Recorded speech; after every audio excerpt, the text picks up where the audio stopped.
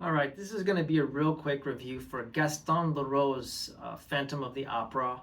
This is a gothic mystery or a gothic romance novel from, I think this was originally published in 1925. I know it was serialized before then, but I think the first publication was in 25. It's got kind of the atmosphere as far as the setting and stuff of a gothic horror novel, which is what I thought this was going to be. I thought it was going to be gothic horror, but it's really not. Like I said, it's more of a gothic mystery or gothic romance. It's a love triangle. That's what's at the heart of this book, is this love triangle between these three characters. We have Raoul and Christine. Christine is the opera singer, and both Raoul and the Phantom of the Opera are in love with her.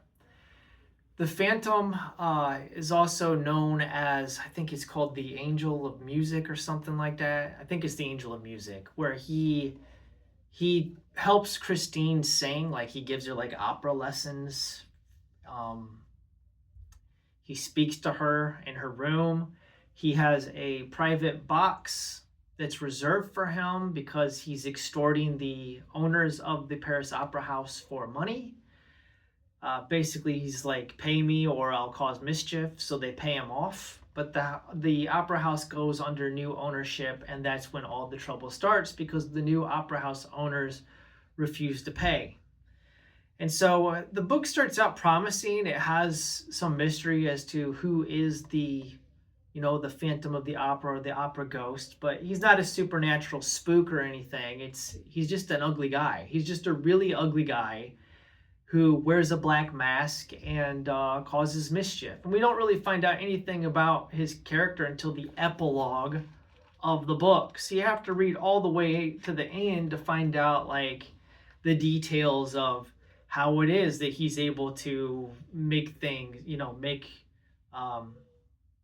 to come and go at will, like to appear and disappear and basically cast his voice and all this stuff. So yeah, it just wasn't my cup of tea.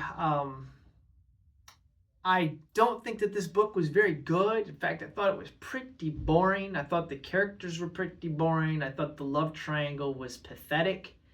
I think that the Phantom of the Opera himself, his name is Eric, we find out, is a completely unlikable and pathetic character. So, yeah, I can't recommend it. I would have to say, if you're a big fan of the Andrew Lloyd Webber production, which I think is probably more well known than this novel, then maybe you want to read the source material. But this is one of those cases where I'm going to say the movie adaptations of this are probably better than the novel itself, whether it be the Lon Chaney silent film or the Robert Englund, 1980s version. That's right, Freddy Krueger played the Phantom of the Opera.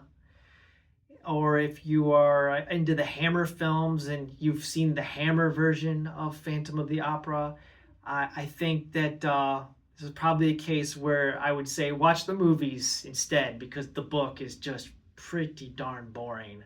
Not my cup of tea at all. I'll just say this: of the Gothic novels that I've read, I think this is the weakest. I don't think it deserves classic status. Frankenstein by Mary Shelley and Bram Stoker, his Dracula, they blow this book out of the water. Yeah. All right, thanks for watching, and have a wonderful day.